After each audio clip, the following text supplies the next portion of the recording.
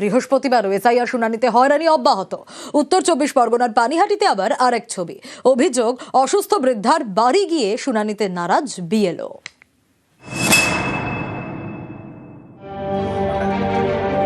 অসুস্থ, হাঁটতে পারেন না, তাই অ্যাম্বুলেন্স চেপেই এসআইআর শুনানিতে।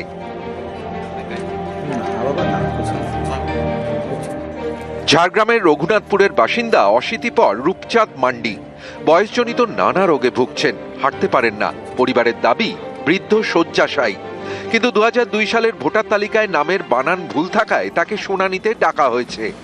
বৃহস্পতিবার অ্যাম্বুলেন্সে করে তাকে শুনানিতে নিয়ে যাওয়া হয় বাড়ি থেকে প্রায় 50 কিলোমিটার দূরে বেলপাহাড়ি বিডিও অফিসে। ও খুব অসুস্থ আর কি। অসুস্থতার জন্য তাকে অ্যাম্বুলেন্সে করে নিয়ে আসা হয়েছে। হিয়ারিং তো তাহলে অন্যরকম ভাবে করা যেত। শুনেছি যে 80-85 বছর বয়স যাদের হবে তার আগে নাকি বাড়িতে গিয়ে তাদের হিয়ারিংটা হবে। তো আমরা তো দেখলাম তো অ্যাম্বুলেন্সে করে নিয়ে এলো।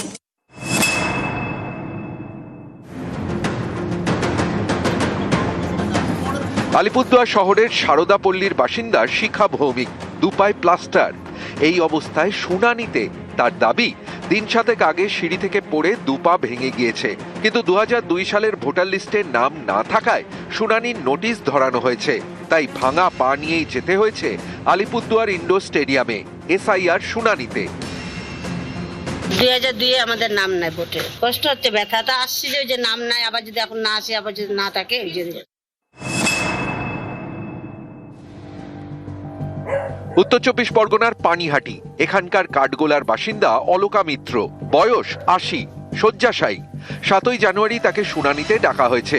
তার ছেলের দাবি, মায়ের কোমর ভাঙা, হাঁটতে পারেন না। মঙ্গলবার সংশ্লিষ্ট বিএলওকে তিনি অনুরোধ করেন বাড়িতে এসে শুনানি করতে। অভিযোগ, তাতে রাজি হননি বিএলও অমিত কুমার সাহা। পড়ে যাওয়াতে কোমর অপারেশন হয়েছিল, তাতে একটা রড বসানো হয়েছিল। আর তার পক্ষে 4 তলা, আমাদের বাড়িতে লিফট নেই, তো তাকে নামানো ওঠানোটা একটা বিশাল ব্যাপার। আর এমনি কিছু মনেও থাকে না। তো আমি তখন জিজ্ঞেস করেছিলাম যে যদি বাড়িতে এসে শুনানিটা করানো সম্ভব কিনা। বললো না, আপনাদের যে বয়সী হোক না কেন তাকে যেতে হবে। নির্দেশটা তখন ছিল না বলে আমরা করতে পারিনি। এবারে আমরা যথোপযুক্ত তাকে দেখে নিশ্চয়ই আমরা কোনো প্রবীণ ব্যক্তির ক্ষেত্রে সেরকম ব্যবস্থা নেব না, যাতে তার শারীরিক অসুস্থতার কথা ভেবে আমরা সেইভাবেই ব্যাপারটা সমাধান করার চেষ্টা করব। নিউজ 18 বাংলা। নাম মাধবী বর, এসআইআর খসড়া তালিকায় তিনি হয়ে গিয়েছেন অরুণা বর। ডাক পরে শুনানিতে। অভিযোগ, নথি দেখে সন্তুষ্ট হয়নি কমিশন, তাই ফের ডাকা হয়েছে। এই নাম বিভ্রাটে চরম আতঙ্কে জীবনতলার মাধবী। তার আশঙ্কা, ভোটার লিস্ট থেকে এবার নাম বাদ হয়ে যাবে না তো।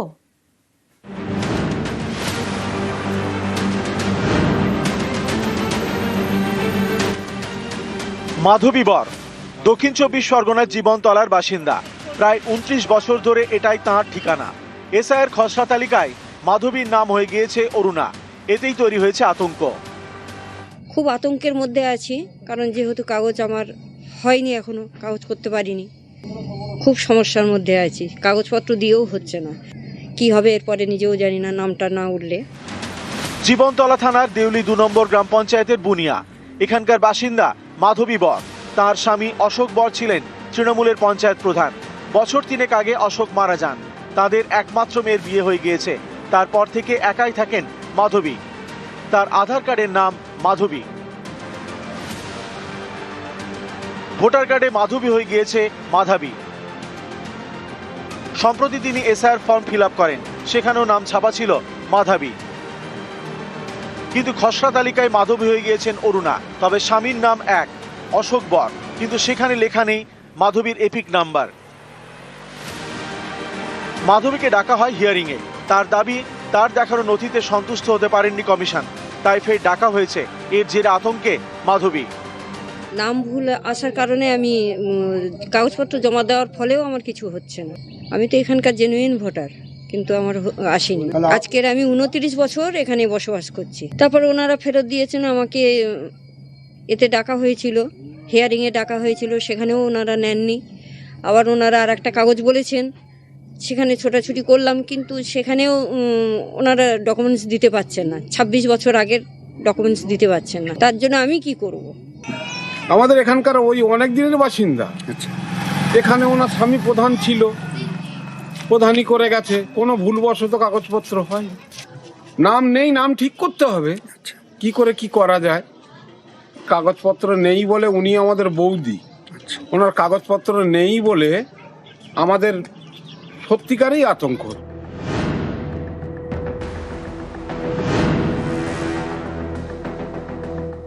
বিধায়ক ছাড়া এ বিষয়ে স্থানীয় নেতারা মুখ খুলতে রাজি নন। শুধু মাধবীবর নয়, অনেক মানুষ আতঙ্কিত অবস্থার মধ্যে আছে, অনেকে সুইসাইডও করেছে। এই কেন্দ্রের যে ইলেকশন কমিশন আছে, এই মিস্টার জ্ঞানেশ কুমার, সমস্ত এরই চক্রান্ত। এটা আমরা তীব্র নিন্দা করছি। অশোক বরের যিনি স্ত্রী আছে, আমি তাকে বলবো যে আপনার যে ফ্যামিলি রেজিস্টার আছে, সেই ফ্যামিলি রেজিস্টারটাকে সংগ্রহ করুন এবং হিয়ারিংয়ে যান। এ বিষয়ে আমাদের যতটা লড়াই করতে হয়, যা যা করতে হয় আমরা করব। দক্ষিণ 24 পরগনা থেকে অনুপ বিশ্বাস, নিউজ 18 বাংলা। বৃহস্পতিবার এসআইআর শুনানিতে হয়রানি অব্যাহত। উত্তর 24 পরগনার পানিহাটিতে আবার আরেক ছবি। অভিযোগ, অসুস্থ বৃদ্ধার বাড়ি গিয়ে শুনানিতে নারাজ বিএলও।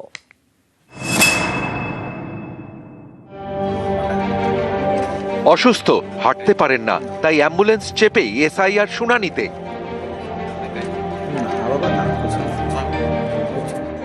ঝাড়গ্রামের রঘুনাথপুরের বাসিন্দা অশীতিপর রূপচাঁদ মান্ডি বয়সজনিত নানা রোগে ভুগছেন, হাঁটতে পারেন না। পরিবারের দাবি, বৃদ্ধ শয্যাশায়ী। কিন্তু 2002 সালের ভোটার তালিকায় নামের বানান ভুল থাকায় তাকে শুনানিতে ডাকা হয়েছে। বৃহস্পতিবার অ্যাম্বুলেন্সে করে তাকে শুনানিতে নিয়ে যাওয়া হয়। বাড়ি থেকে প্রায় 50 কিলোমিটার দূরে বেলপাহাড়ি বিডিও অফিসে। ও খুব অসুস্থ আর কি, অসুস্থতার জন্য তাকে অ্যাম্বুলেন্সে করে নিয়ে আসা হয়েছে। হিয়ারিং তো তাহলে অন্যরকম ভাবে করা যেত। শুনেছি যে 80-85 বছর বয়স যাদের হবে তার আগে নাকি বাড়িতে গিয়ে তাদের হিয়ারিংটা হবে। তো আমরা তো দেখলাম, তো অ্যাম্বুলেন্সে করে নিয়ে এলো।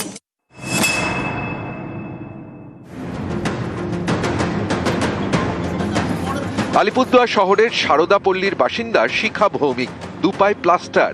এই অবস্থায় শুনানিতে তার দাবি, দিন সাতেক আগে সিঁড়ি থেকে পড়ে দুপা ভেঙে গিয়েছে। কিন্তু 2002 সালের ভোটার লিস্টে নাম না থাকায় শুনানির নোটিশ ধরানো হয়েছে।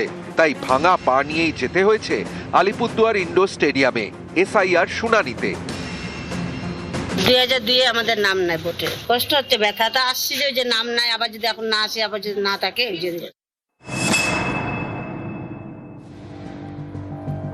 উত্তর 24 পরগনার পানিহাটি, এখানকার কাঠগোলার বাসিন্দা অলকা মিত্র, বয়স 80, শয্যাশায়ী।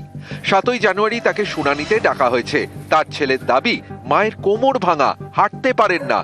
মঙ্গলবার সংশ্লিষ্ট বিএলওকে তিনি অনুরোধ করেন বাড়িতে এসে শুনানি করতে। অভিযোগ, তাতে রাজি হননি বিএলও অমিত কুমার সাহা। পড়ে যাওয়াতে কোমর অপারেশন হয়েছিল, তাতে একটা রড বসানো হয়েছিল। আর তার পক্ষে এই 4 তলা, আমাদের বাড়িতে লিফট নেই, তো তাকে নামানো ওঠানোটা একটা বিশাল ব্যাপার। আর এমনি কিছু মনেও থাকে না। তো আমি তখন জিজ্ঞেস করেছিলাম যে যদি বাড়িতে এসে শুনানিটা করানো সম্ভব কিনা। বললো না, আপনাদের যে বয়সী হোক না কেন তাকে যেতে হবে। নির্দেশটা তখন ছিল না বলে আমরা করতে পারিনি। এবারে আমরা যথোপযুক্ত তাকে দেখে নিশ্চয়ই আমরা কোনো প্রবীণ ব্যক্তির ক্ষেত্রে সেরকম ব্যবস্থা নেব না, যাতে তার শারীরিক অসুস্থতার কথা ভেবে আমরা সেইভাবেই ব্যাপারটা সমাধান করার চেষ্টা করব। নিউজ 18 বাংলা। নাম মাধবী বর। এসআইআর খসড়া তালিকায় তিনি হয়ে গিয়েছেন অরুণা বর। ডাক পরে শুনানিতে। অভিযোগ, নথি দেখে সন্তুষ্ট হয়নি কমিশন, তাই ফের ডাকা হয়েছে। এই নাম বিভ্রাটে চরম আতঙ্কে জীবনতলার মাধবী। তার আশঙ্কা, ভোটার লিস্ট থেকে এবার নাম বাদ হয়ে যাবে না তো।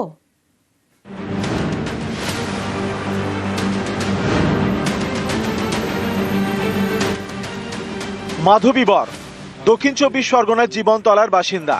প্রায় 29 বছর ধরে এটাই তাঁর ঠিকানা। এসআইআর খসড়া তালিকায় মাধবীর নাম হয়ে গিয়েছে অরুণা। এতেই তৈরি হয়েছে আতঙ্ক।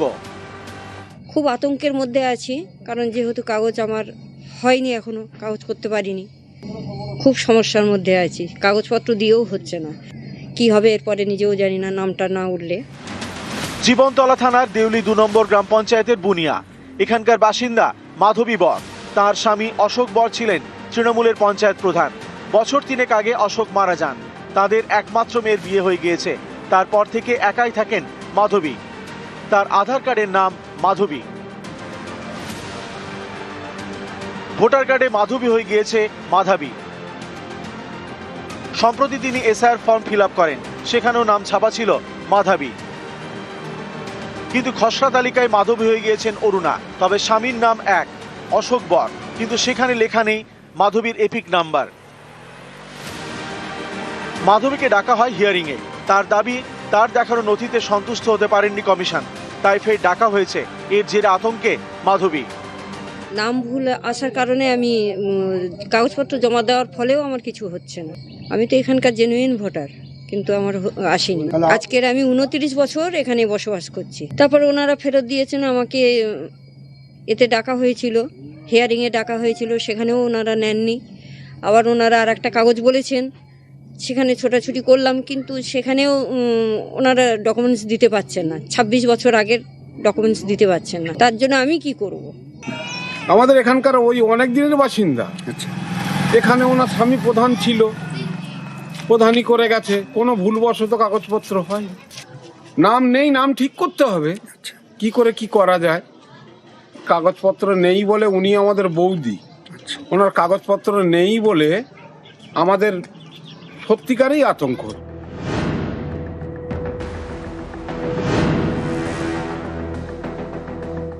বিধায়ক ছাড়া এ বিষয়ে স্থানীয় নেতারা মুখ খুলতে রাজি নন। শুধু মাধবী বর নয়, অনেক মানুষ আতঙ্কিত অবস্থার মধ্যে আছে, অনেকে সুইসাইডও করেছে। এই কেন্দ্রের যে ইলেকশন কমিশন আছে, এই মিস্টার জ্ঞানেশ কুমার, সমস্ত এরই চক্রান্ত। এটা আমরা তীব্র নিন্দা করছি। অশোক বরের যিনি স্ত্রী আছে, আমি তাকে বলবো যে আপনার যে ফ্যামিলি রেজিস্টার আছে, সেই ফ্যামিলি রেজিস্টারটাকে সংগ্রহ করুন এবং হিয়ারিংয়ে যান। এ বিষয়ে আমাদের যতটা লড়াই করতে হয়, যা যা করতে হয় আমরা করব। দক্ষিণ 24 পরগনা থেকে অনুপ বিশ্বাস, নিউজ 18 বাংলা।